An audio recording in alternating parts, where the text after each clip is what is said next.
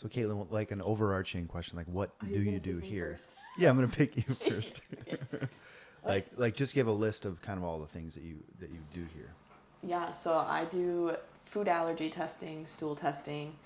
You can get a thyroid panel. You can get a thyroid with hormone panel.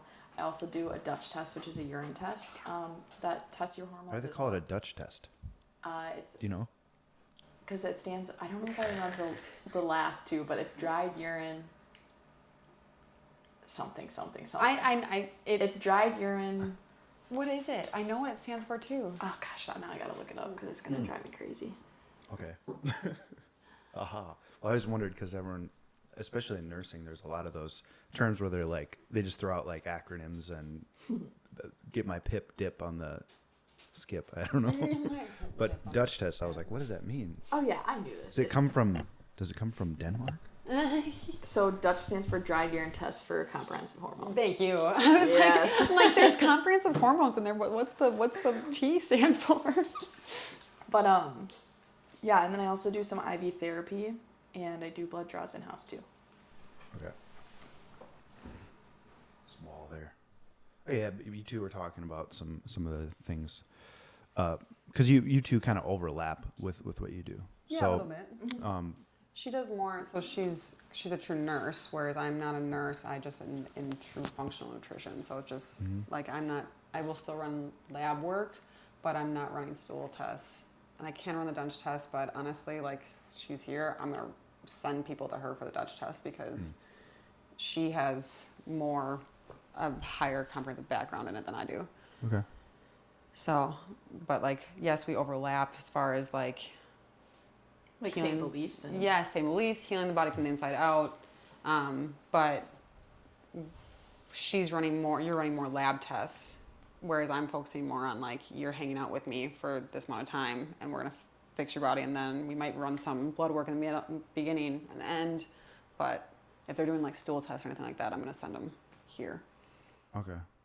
So speaking on how we're kind of what'd you call it, putting the wellness first? Is that what you said? I don't remember. But just kind of in general, like we're all kind of on the alternative side here a little bit, but you're kind of stepping into that space from more of a like tell us kind of how you got there in general. from like Western medicine to here. Yeah, You started in Western medicine, correct? Yeah. Okay, there we And go. you're still in it. We're still in the West. Yeah. So I. Oh my gosh. So I actually was at UW Eau Claire for elementary teaching. I YTY'd a lot in high school, and I love kids. But then I went out into the field and was like, yeah, this is just not for me. I love kids, but just not in that setting. And I worked at a nursing home at that time as well, working dietary. I fell in love with the old people, just like playing activities with them, listening to their stories from growing up, and that was a lot of fun. Nurses inspired me. Decided to get my CNA.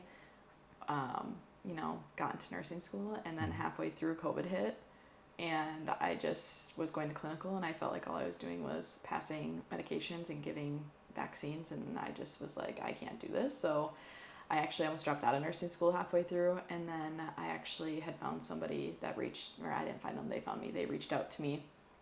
They went to the same high school that I did, and they were like 7 years older than me, and they're like, hey, we see your view on like these things. We think you'd be a really good fit at our office.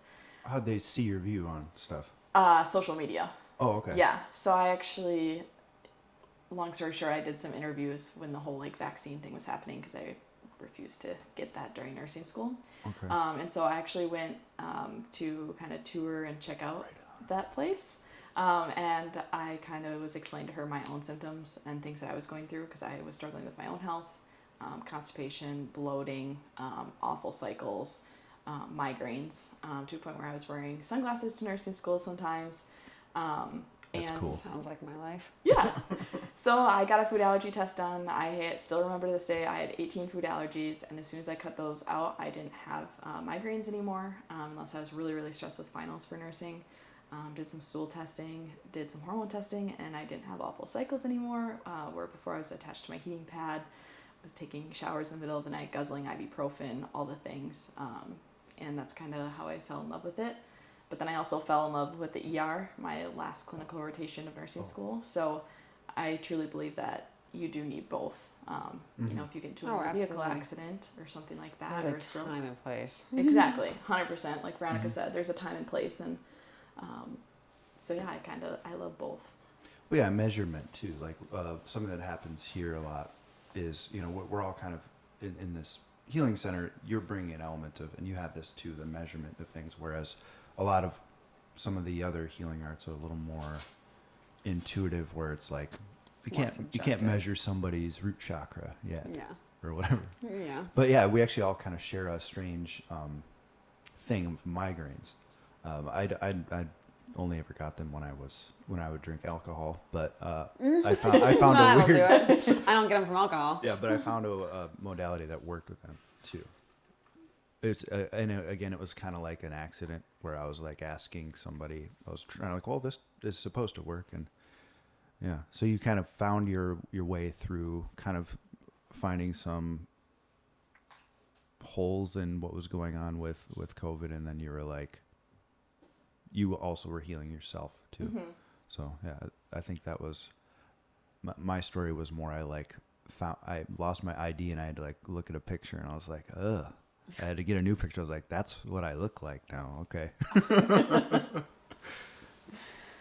mean, my background's not like mine. I'm a medical background. I was strength coach.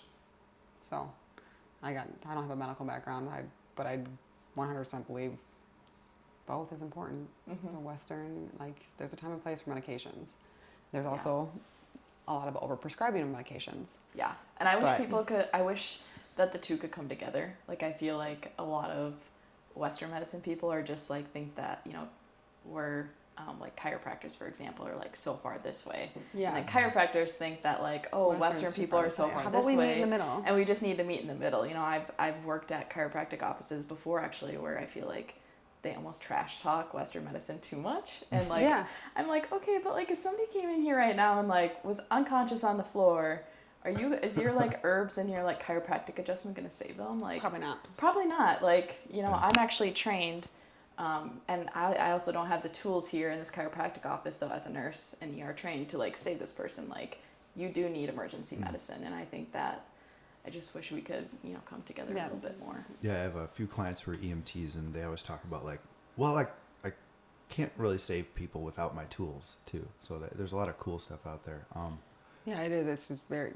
There's more people that are, like, there are more Western medicine doctors or nurse practitioners that they see the benefit of the functional medicine. So I think that it's coming maybe a little bit. I hope so. But then sometimes you get to like other places and you're like, okay, no, it's not. Yeah. Like sometimes I feel like we're making progress, and then sometimes I'm like, no, we're really not making any progress here. We need to do better. Because there's a time and place for both. Like you can't just throw a medication at something. Like it, in my opinion, it's malpractice if someone comes in and they're diabetic and they're on 10 units of insulin, and then they come in again and you increase it, and you just keep increasing it, and they're not changing anything in their lifestyle. If that doctor's not telling them to change something, in my opinion, that's almost malpractice, because we're just pumping them with more insulin and we're not fixing anything. Yep. And what's the insulin going to do? Like, what else is that extra amount of insulin going to do to their body? So it's like, that's to me where I struggle with the Western medicine, is that like, you come in and nope, just take this medication. Don't change your lifestyle. Don't do anything else. Just take this medication because it's going to fix you. Well, that's not always the case. Or even like Ozempic, like the weight loss. Those weight loss started on that medications. topic. And I know I probably shouldn't have done it, because like that's gonna go down a rabbit hole. But that kind of stuff drives me nuts, because it's like, well, first of all, if you look at the studies behind those weight loss medications, Which they don't even get educated about before being put on it by Correct. a lot of doctors. Correct. Like 40% of the weight that you lose when you're on that is necessary body mass. Yep. Which means bones, muscle, you know, things that we need to survive. Yep. They're not necessarily losing fat weight, they're losing the stuff that they need. So even if people are on Ozempic or they're on one of these weight loss medications, in my opinion, if they're not doing, like, if they don't change their lifestyle and they go on this drug, like, what happens when they come off? So they still, like, you want to go on that, fine, but do the right things. Use both then. Use both your sides of medicine to help you change your lifestyle and get healthier. And if you want to do the weight loss thing on the side, fine. But, oh man, those things scare me. Yeah, I wish that they would. 40% of necessary mass, that's just scary to me. Yeah, I wish that they would dig a little bit deeper too. I think I try to remind myself too, like, people, I used to be this way, like I used to be so mad because I'm like, well, why aren't they like running this? And like, why aren't they, you know, why are they saying that my labs are normal? Well, unfortunately, their lab range is just like so wide that it's really hard for something to be out of range. So people will come in and I'll be like, they'll be like, oh yeah, my doctor said my labs are normal. And then I look at them and I'm like, wait a second, like this is not normal to me. Medical reference range versus functional reference range. Yeah, like a A1C of like 6.8 is like fine to them, and I'm like, whew, no, I want to see that like 5.3. So like, yeah, we're gonna get that closer to 5. Yeah, like Please. let's work on that. Same thing with thyroid medication, right? So they hand that out like candy, and TSH, thyroid stimulating hormone, if you guys didn't know, it tells you nothing about how your thyroid functions. It's actually a brain hormone. So that's a whole other topic that I could get on. You said that. Yeah. I just had a patient a few weeks ago actually where I've been working with her for a year. She came in for her follow-up. She's no longer taking her levothyroxine, and her thyroid antibodies were over 3,000, and they're both at 40 or 50, and she's over-medicated. We ran a complete thyroid panel, so T3 total and free, T4 total and free, reverse T3, TSH, both of your antibodies, your T uptake, all of those things. She brought those labs into her doctor to show her like, hey, this has gotten a lot better. I'm over-medicated. And her doctor was like, yeah, like, this is a miracle. It's like, you know, and she was like, well, why didn't you run this in the first place? And the doctor's kind of just like, because your insurance doesn't cover it. That's why. It's honestly, it's because your insurance doesn't cover it. That's why they don't run it. Like the labs that I run, like my patient will take me to their doctor, and their doctor will look at me like, who the fuck ran all these for you? yeah. Like, who ran all these tests for you? Because, like, insurance doesn't cover half of it. Which brings me to the next topic of you saying that, actually, because people, I don't get this a lot, and I think we were talking about this a little bit earlier. People will once in a while complain about the price of things, and or the price of testing. And I'll say, like, you know what? I'll give you this lab work order. If your primary will run it, that's awesome. And just like you said, they'll go there and they'll look at half the markers and they'll be like, these aren't even needed, or like, what is this, or That's so my on. favorite to do. And they'll say, well, we'll run these 5, but you're going to have to pay out of pocket for these. And then my patient will be like, okay, like, what is that going to cost? And they're like, oh, like, anywhere from like $1,500 to like $3,000. And then they come back and they're like, no, I'll just pay you the $350 to run it. And I'm like, that's what when the clinic was still open and I was working there, like, people would be like, well, what kind of labs do you run? We run very comprehensive labs. So they're going to cost you somewhere between $350 and $450. Yep. But if you got all those labs ran with your primary doctor or with your doctor, they cost you anywhere from $3,500 to $4,500. And they're like, serious? I'm like, absolutely. So when the clinic was open, the girl that worked at the front desk there, she went to get her labs tested from her doctor, and because she was due for a checkup or whatever, so they were running like whatever insurance covered, but she wanted to get her vitamin D checked. Well, they added vitamin D on there, but they didn't tell her how much it cost. So she got this bill for $135 for vitamin D. Oh. And I was like, she goes, I got charged $135 just for the vitamin D. Everything else was covered in insurance, but the vitamin D wasn't, so I had to pay out of pocket for that. And I was like, for $135? I'm like, ours is like $29 or $30. And she was like, I know. Well, there's more people that have to get paid in that supply chain, too. Well, and then also, like, Well, then if you're not sick, you can't get paid. And then I had a different lady that came in. She had cancer. She just wanted to get labs run with me, different lab markers done. And when she went to Hudson Physicians to do, because she went there to get them done first, vitamin D would have cost her over $500. Just vitamin D. And I was like, no, we're not have you pay $30 for it. And she was like, oh, that's so much nicer. Which everybody should have their vitamin D tested. It should be routine. That should be included in insurance, first of all. Like, that's a whole other issue, in my opinion, because, I mean, we're in the Midwest, so everybody should be, like, that should be included in everybody's lab work. That is included in insurance, should cover all vitamin D tests. But... Okay, so if we're talking about tests again, what would be kind of a layman understanding for me to understand where there would be... You go through your doctor, most doctors, so most of the channels you're talking about, there's the standard tests. Like my friend, he always talks about, yeah, my doctor said I've got high cholesterol, something like that. Yes. So what are kind of the common like tests that they run that are normally, like insurance. and then the problems with that, and then your sort of solutions to those. Well, I can talk on cholesterol real quick. I'll try to make it quick. Or I guess, yeah, it doesn't have to be quick, but if we're gonna One that really works. if we're gonna compare it for my friend who was talking to me about, oh yeah, he was worried about his health, and he's like, my doctor said I've got high cholesterol. What's he probably seeing on his test, and then what would be a better Alternative. So first of all, one question first would be, if you have high cholesterol, was that cholesterol actually causing problems? Well, and second of all, is the cholesterol actually high?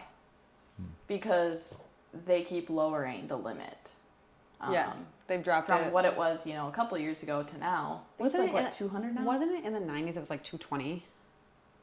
I don't remember, but I think it's 200 now. Don't quote me on that. I think it is 200 now. It's either 180 or 200. Yeah, but I always tell people, like, first of all, you need cholesterol. What's your brain made of? And what's cholesterol made of? Cholesterol is fat. Your brain is made of fat. Hormones? And what makes your hormones? Cholesterol. So people will come in and they'll say, like, oh, I have high cholesterol. They want to put me on a statin. Like, what are your thoughts on that? Or they already are on a statin medication. And they want to come off of it. And they're just like, what are your thoughts on this? And I'm like, okay, well, what was your cholesterol? And they're like, oh, 210. And I'm like, that's actually low for you. Like, for example, if a patient comes in here and they're 68, right? I like to see their cholesterol at 200 plus their age. So 268. And because there's different That's a good way to densities say it. of, I like that. like cholesterol is these little particles that, he's like, cholesterol, where? They're like little particles that are like floating around your blood. But they're different sizes, different densities, right? Oh, like your HDL, VLDL. So when someone Or says like they have high LDLs. cholesterol and it's a risk factor from that normal channel, that's sort of supported by insurance. What's their breakdown and where are the errors in it? Yeah, well, wait, I have to rewind real quick. Okay, go Fun for it. fact. In a lot of other countries, if you're on a statin medication, it's illegal to put a patient on a cholesterol medication if you're not on CoQ10. But in Correct. the United States, that's not illegal. Yeah. I And forgot CoQ10. about that. Blows Thank you. people's mind. I always forget to say that to people. I'm so happy you brought that back up. And that's just like a normal supplement you can buy. I remember. I feel like I've CoQ10 is a heard- normal supplement you can buy. Yes, I feel like I've heard people talk get about from a lot of that in places. like the fitness world. Get your CoQ10, Yes, bro. CoQ10 is good. It's Okay. yeah, but like as far as like the different sizes, like keep in mind. So like if someone comes in and their cholesterol is 250, well, just because their cholesterol is 250, and like I like how you said like they're 200 plus their age, like that is I didn't ever think about that, but that's a really good way to say it. But like okay, let's say your cholesterol is 250. Well, just because your cholesterol is 250 doesn't mean it's causing a problem. So we need to know we need to do a breakdown of your cholesterol particles and see like which ones are actually causing a problem, or do the test that the LPPLA2 test that shows you, is there damage to our arteries? Like if your cholesterol is 250, but your LPPLA2 comes back as perfect, then who cares if your cholesterol is high? Like it's not causing damage to your body. It's not going to cause you any problems. So then what does it make a difference? But everybody wants to get people on statins. And it's like, well, do we ever think about side effects? Like the statins, I know so many people that are on statins that their joints, so much joint pain, so much. My dad is one of them. So I have a couple questions on those. So, what was my question going to be? So it was going to be something about what does a statin do and what does CoQ10 do? What's the difference? You may have a better, Yeah. be able to explain it a little bit better than me, I think. I don't know if I can explain CoQ10 really well, but a statin basically decreases your cholesterol even more. So a lot of times, like older patients will come in. It like doesn't it block? It like yes. Blocks it from being produced as much or something like that. Something along that lines. Okay. I don't want to say because I don't know. I'm not exactly saying I for don't. sure. I don't want to quote. Like I don't want to be quoted on that because I don't. I don't. That's why I wanted you to do it because I was like I don't know if I'm gonna say it right. It But a lot of kills your cholesterol.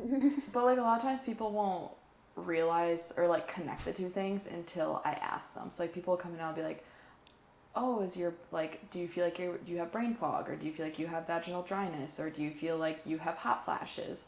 And a lot of times people, if I know that they're on a statin, I'm like, can you correlate when that started or like when it got worse? And a lot of times until I say that, patients... They won't.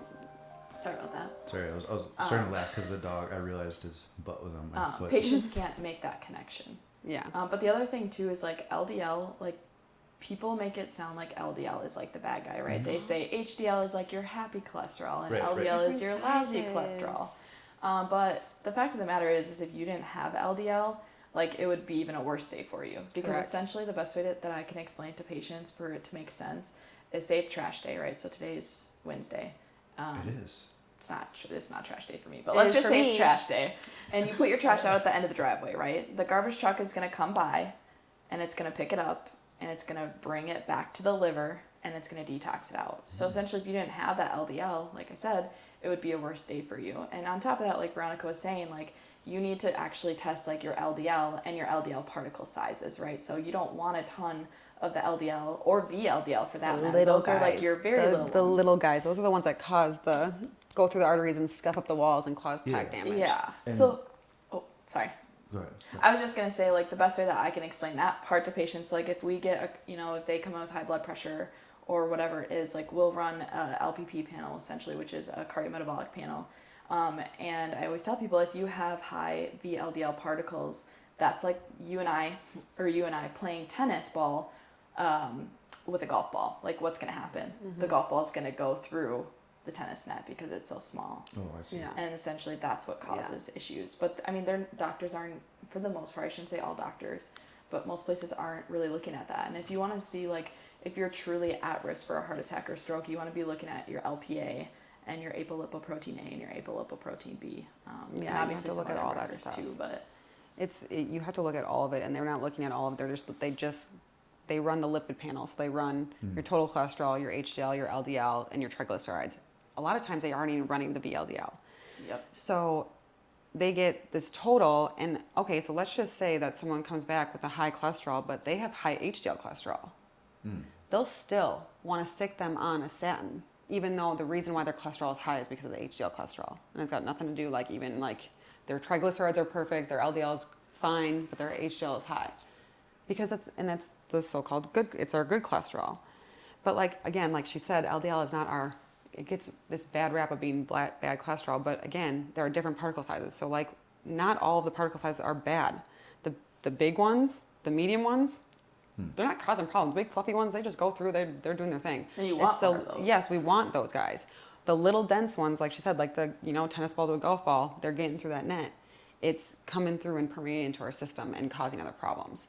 Same thing like gut lining, same idea. Like food sensitivities we talked about earlier. If we have a leaky gut, which 100% of our population probably does, like, except for maybe 99%, there's probably 1% out there that is doing the right things all the time. But like, we have everybody has leaky gut. So like, think about like a strainer. So like our gut lining is like a strainer, and you're taking that, as we heal that gut lining, as we get healthier and heal our body from the inside out, we are plugging those holes so things can't permeate through. Same idea as like the little cholesterols that we don't want. So before we get into the gut, I had sort of two questions about the cholesterol. And one is sort of, I want to make sure I'm correct as far as either of you know on what causes like heart disease with cholesterol. And I remember watching this documentary called Fathead, where they talked about how like blood passing through the arteries, if the body gets inflamed, arterial walls actually get damaged, and then those, what was it called, the very low VLDL, those are the ones that actually like almost get into cracks too, and then they cause like plaque buildup, like and if this is damage the walls, and there's like blood on that side and body cavity on the other side, it's like it cracks on this side and then it fills inside the wall. Is that kind of correct? I guess I never really thought about describing it like that, but I mean, because in a sense, in that documentary, he was talking about how inflammation, like LDL is not a big problem without inflammation too. Yeah. Well, yeah. Well, if you have a lot of LDL particles, and a lot of VLDL particles, your inflammation is going to be high. You're gonna have okay. they run together a lot of times. Like if you have same idea. Like if your thyroid number, like if you have a lot of thyroid antibodies, your inflammation is probably going to be higher. So like any of those, like if we've got a lot of VLDL particles or a lot of LDL particles and they're the little dense ones, the little ones, well, yes, there's naturally going to be more inflammation in our body because something's causing that inflammation. So it's kind of like they're going to go hand in hand. they're present at the same time. It's hard to differentiate. Yeah. Okay.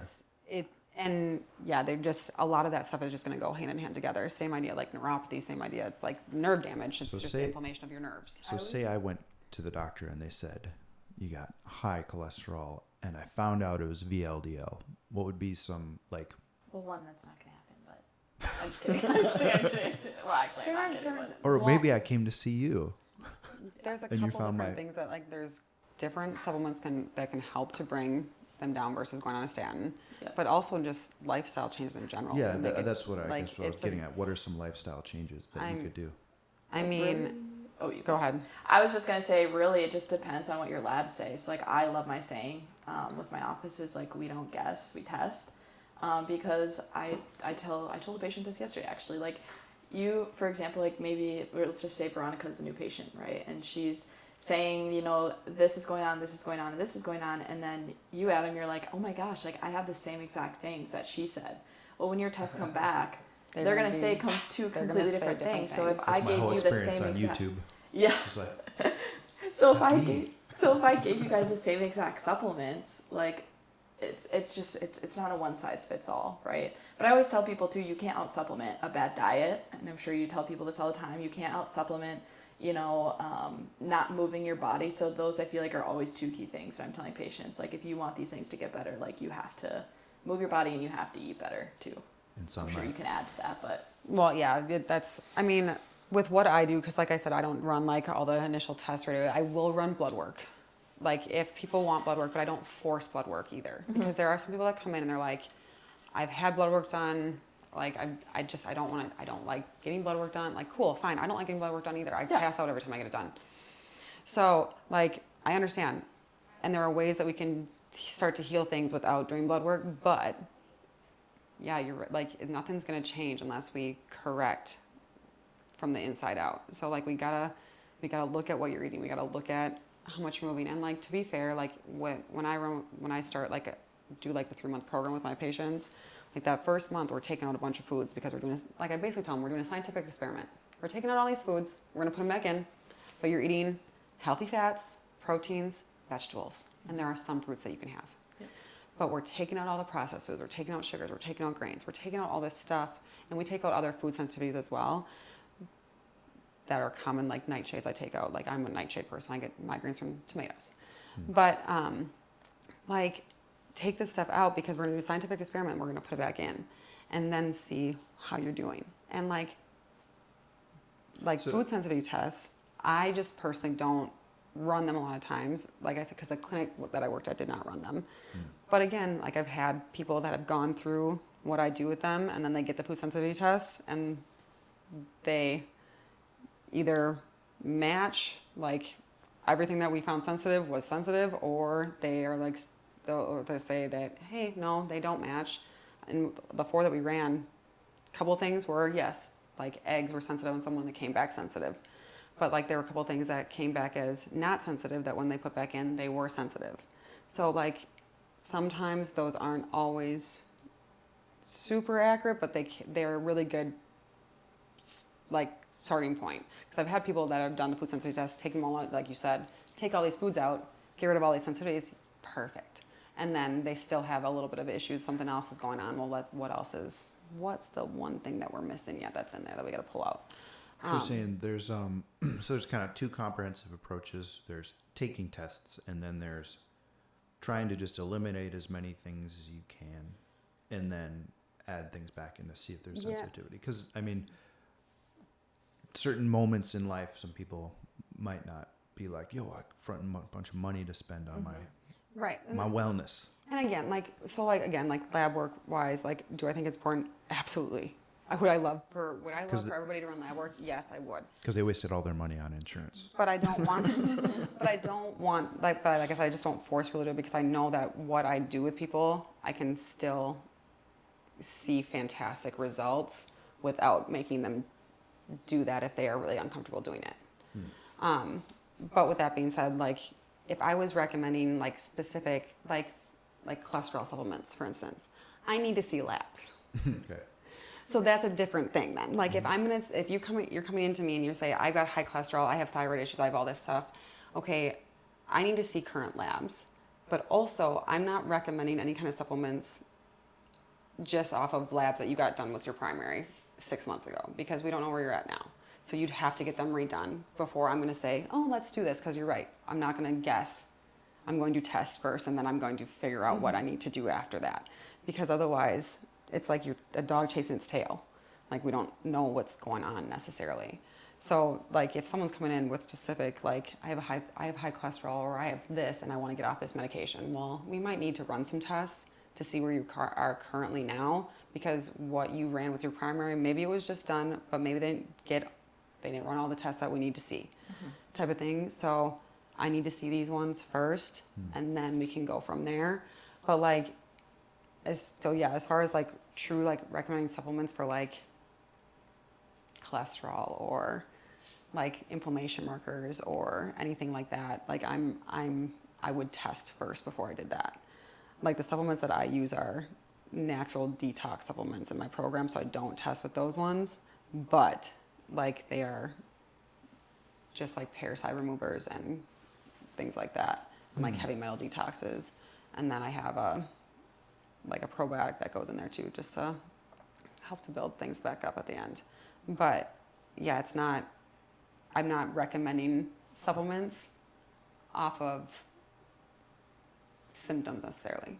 I'm like, how do I say this without like, but yeah, I'm not recommending supplements off like just their symptoms, because I want to see numbers, Well, and I want to see things. I think and that's what's going something on that before. I've noticed in my life and my journey with trying to figure out is that's what I do I think a lot of people out there, when they're having an experience of something not great with their health, then they'll sort of base their subjective experience and their results on that.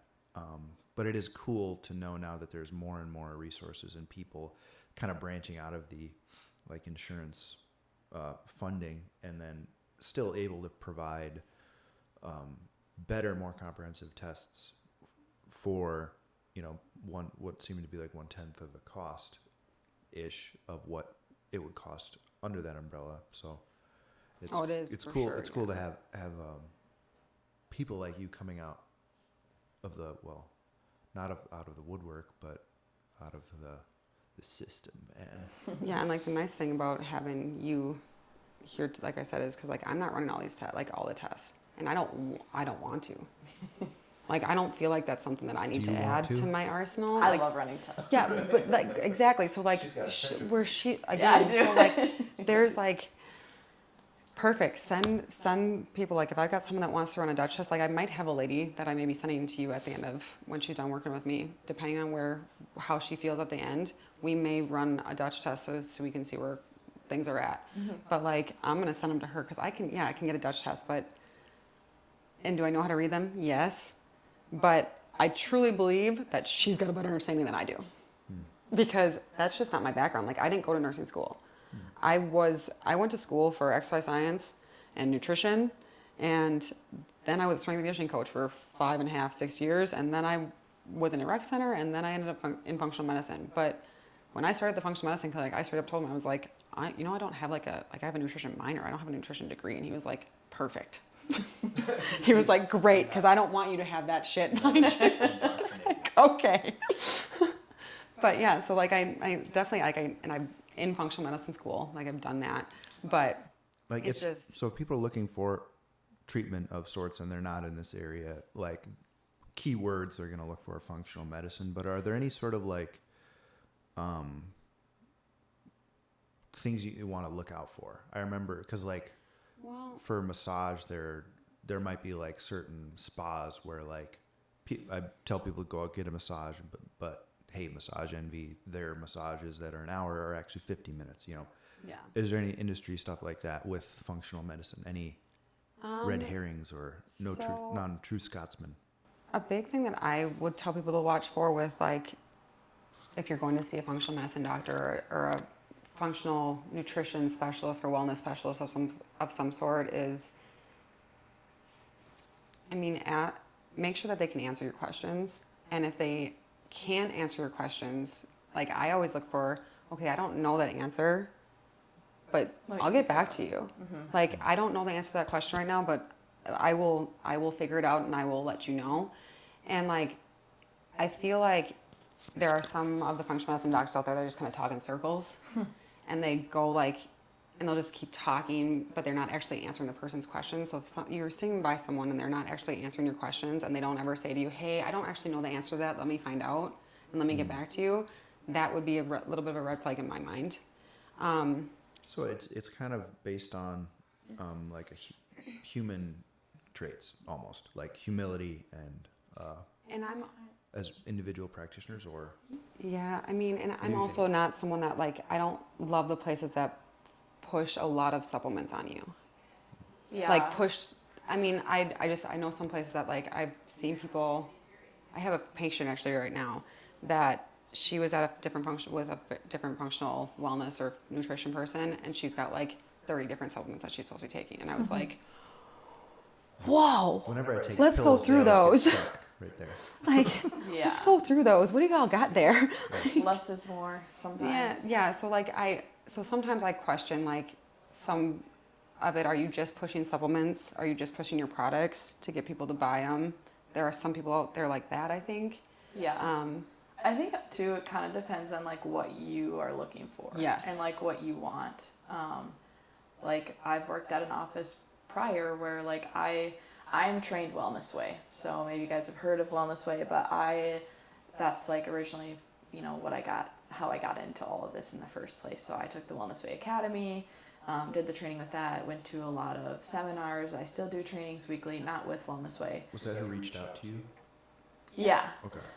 So that's kind of how I got into things. And then I've also worked for offices that are not Wellness Way, and I believe the Wellness Way principles and what I've learned with them and things like that. But other offices that I've worked for example, like, you know, they would let anybody that walks off the street come into the office and do a parasite cleanse. And I was the one that was running the wellness side of things, and I didn't agree with that because I'm like, one, are they having regular bowel movements? Are they sweating? Are they peeing? Like, are their detox pathways open? Because essentially a parasite cleanse is a detox. Yeah. So if you're putting somebody through a detox when you don't know anything about them, right? Like, you can ask, like, oh, are you having regular bowel movements? But like you've never seen them before, and then you're gonna put them on this detox. What and if they've it can never actually, had that and they don't know what it's like and they think it's normal? yeah, and it can actually make things worse because if your detox pathways aren't open and then you're taking these things to detox, Yeah. You have a person right away too. Keep. it can actually make things worse. And so that's just like one example. But I think it just really depends on, like, you know, what you're looking for. And I think sometimes people think like, oh, this sounds really good, and then they get more into it and they're kind of like I just had a patient this last week where she's like, you know, I went to this one place and I told them what was going on, and they gave me supplements based on that. And as she got more into care, she just realized, like, this isn't for me. And so when we went over her stool test this last week, she had a parasite, she had multiple overgrowth, her digestion and absorption was just like off the charts. And she was like, this makes so much sense to me. Like, I actually can see the science on paper as to like what is truly going on, because her last person was telling her like, oh, it's your stress. Like, you know, your gut's fine. It's your stress. And she's like, I don't think I'm that stressed. She's like, so then I'm going home and I'm like journaling and I'm doing yoga. And she's like, but I don't feel stressed. And so I think it was just really reassuring for her to see on paper, like, you're not crazy. Like, you feel this way because of these things. So I think it just kind of depends. But I also think, like, if you don't know a lot about functional medicine, like, you just like Google something and like you go and do it. I feel like it's also kind of a learning process too. It is. And you're going to find different, like, functional, like, one person may be a better fit for you than a different person just because of the way that they talk or the way that they explain things to you. so like I've had people come into my office where they've gone to other functional medicine people and they've come into me and they're like, wow, you said that, like the way that you said that made so much more sense. Yeah. And like it just like, because I find like I'm pretty good about finding ways to explain it to like a 5-year-old, because I had to do it with strength and conditioning. So like if an athlete asked me why thing was in their program, I'm like, okay, you're a 5-year-old, this is why it's in there. Okay. Like, You weren't insinuating athletes are 5-year-olds. No, Okay. but they act like it sometimes. So Well, like, you it's have to true be- when especially like when I coach, sometimes class will get really tired and I'll try and tell them something. They're all kind of like, Yeah, you just 'Cause you they're have to be tired. able to explain it to a 5-year-old, because otherwise, like if you try to use scientific, like terms or like sound smart about it, they're gonna be like, I don't know what they just said, Yeah. and it's gonna go over their head, and they're gonna continue on their day, and then they're gonna ask someone else. So like I try really hard to find ways to explain things to people, so that like if I explain it once and they look at me kind of like they're confused, okay, I got another way. Yeah. And So- then, so like, there are And be certain people, personable, yeah, and that's too. the biggest thing. Like people, like the other thing, like with me is people, when they work with me, they know all my issues too. So like, I'm a real person too. I have the same issues that you have. Just because I'm a wellness coach doesn't mean I'm perfect. So you're gonna know all my issues throughout this process as well. And you're gonna see me go through ups and downs with like food habits or whatever the case is, and you'll know all of my bad habits at the same time, because I'm still human. And Yeah, there's that. I think they'd appreciate the fact that like, hey, oh, she has the same problems, like she's not. Yeah. well, and there's that illusion during any health, wellness, lifestyle change is the illusion that it needs to be perfect. You know, even in like the Yeah. psychology books, there's like And that's a good enough. big thing that I tell people, like it's not about being perfect. Like It's not linear. Healing And- is not linear. no, and and, once like- you get to there's no finish line. no, there's it you're just always keeps going, and you're gonna yeah. have these ups and downs. It's not this like nice straight line. It's like this. It's ups and downs, and like, but the idea is that you're still going forward. Mm-hmm. So if you take a step back, just because you took a couple of steps back doesn't mean you're back to where you started. Yep. Like just Like remember you might that go I through had a to- high thing of stress, Yeah. right? Maybe your kid's graduating Yep. and you don't handle stress well. So now your stomach acid is low and you know Yep. so on. Yeah. So maybe you backtrack a little bit, but Yeah, it's but just it's always you're not going back to where you started as long as you Yes. keep going in this path. So like even if like if I can get people to do 88% of the time good things and 20% they cheat, sure.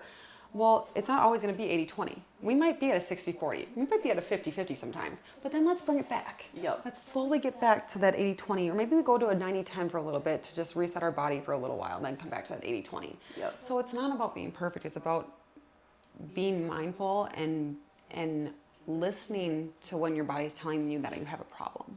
I think the other thing too is like I am very upfront with my patients when they come in for an initial consult. Like I tell them, if you want a quick fix, like this is not your place. It's I not say gonna the happen. same thing. I'm like, this is not going to be something that we're going to do in a week. This isn't you Keep know in take mind- a shake 3 times a day and Nope. you get 3 bars and only 1 cup of veggies Nope. for the day. Like that's not how I do it here. No, and keep in mind that. And that's fine if you want to do it that way, but that's just not what I do here. Yeah. So Get your stem cells in Thailand or something. Yeah, and also keep in mind that you're coming in at 35, 40, 45, 50, 50 plus, whatever, how old you are. Like, we're not going to fix your 50 years of work. I always tell people how long did it take you to get there? Let's look at, we got to give this some time. That you go to class, though. Yeah, you got to go do a class. Yeah, Okay. you have a patient at 11? No, my patient moved to the afternoon. So we'll. But are you going to Ziggy's? What time is that? 12:30. Maybe. Okay. Maybe. I'm going to do, I have yoga right now, and then I'll see. I think there's one person in Okay, there. so Veronica's going to be leaving us, but we'll do a little bit more talking here. Can I go? Yeah, we'll take a break. I didn't want to say that. I gotta go test my stool.